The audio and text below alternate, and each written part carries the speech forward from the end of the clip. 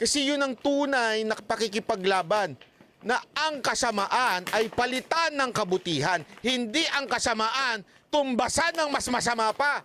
Ganun ang ginagawa nito mga terorista eh. Huwag natin silang tularan. Ulitin ko po, huwag natin silang tularan. Ngunit, dapat ang bawat isa sa atin, gumising na, bumangon na. Kung ikaw, maka-Duterte ka, kung ikaw naniniwala kang nabudol ka, pumunta ka sa EDSA.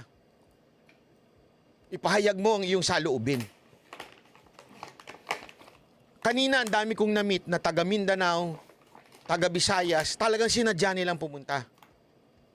Mga kababayan, kung kaya nyo naman, kung nakakabili nga kayo sa Starbucks, paulit-ulit kahit di nyo naman gusto magkape, gawin nyo naman pumunta dito.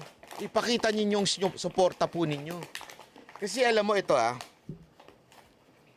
dahil ako si Banat Bay. Si Banat Bay, real talk.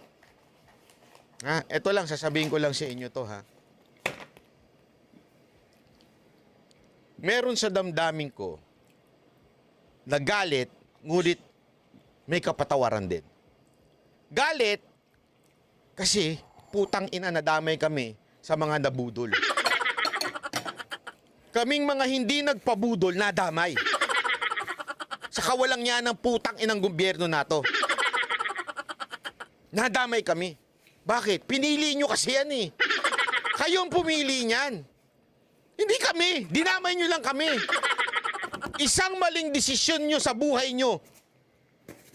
Hindi kayo nakinig kay Pangulong Duterte. Nadamay ang buong bayan natin.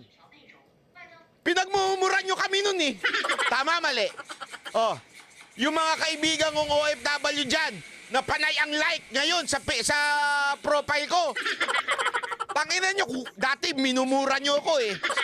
Galit na galit kayo sa akin eh. Kung ganun-ganun pa kayo. Tapos ngayon, like kayo ng like. Dinamay nyo ko eh. Dinamay nyo kami mga naniwala kay Pangulong Duterte.